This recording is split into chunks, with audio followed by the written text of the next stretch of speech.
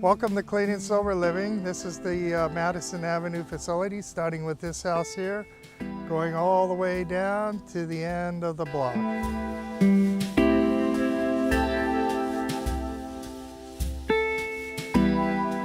My name is Don Troutman. I'm the founder and CEO of Clean and Sober Living. We provide a sober living environment for people in recovery from drugs and alcohol.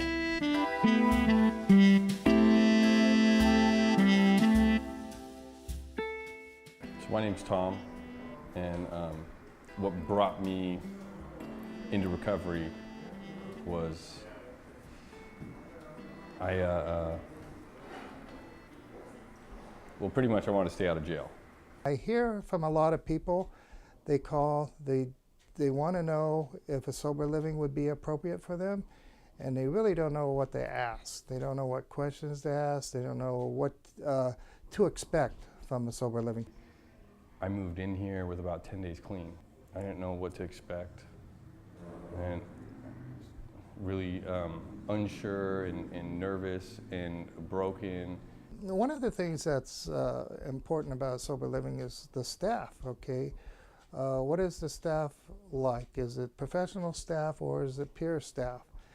Do they have any kind of training in drug and alcohol recovery? Do they understand how a counselor-client relationship should be?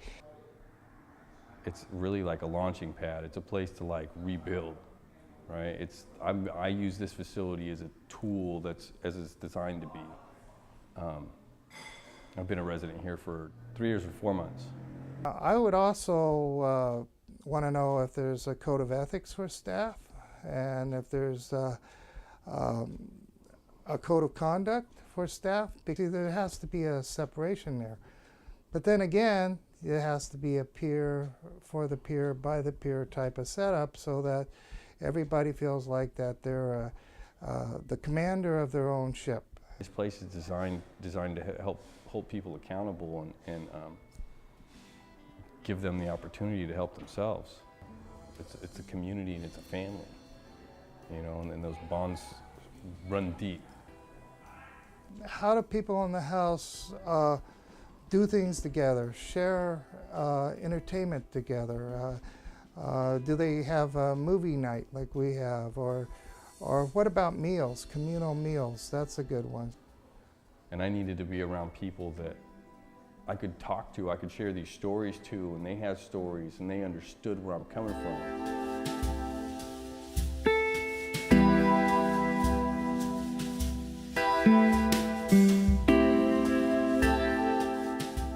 I'd also want to know a little bit about the house or houses. Is there more than one? If there's more than one house, how do the different houses all work together? How they function together? You know, and what I notice about this place as opposed to other places is in phase one here, it's 6 houses all in a row. It's a whole community of people, and it's not just one house. Are the properties nice and clean and freshly painted? Am I going to have my loved one walking into a place that looks like it's on Skid Row, you know, or is it going to be a nice location, a nice place, and a good environment? Go check these other places out and come by here, take a tour before you make a decision.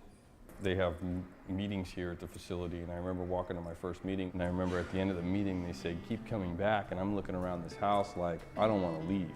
Other things that you might want to ask, are there 12-step meetings nearby or on the property? How available are 12-step meetings?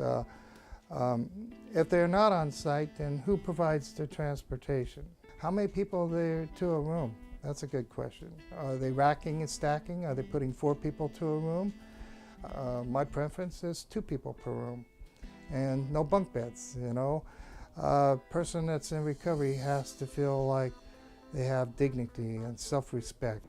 This place has given me the ability to do that, to help myself, to set some goals, to reach some goals, because it may have taken me 3 years to get my driver's license back, but I got it back, you know, and revenue recovery's paid off, and I have myself a car.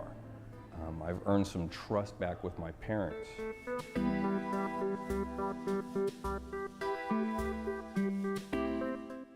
there is no price that you can put on recovery. And I kind of thought about it, you know, and I wasn't really willing to accept that as my life. This is the last place I wanted to end up, or saw myself ending up. And, you know, this is home.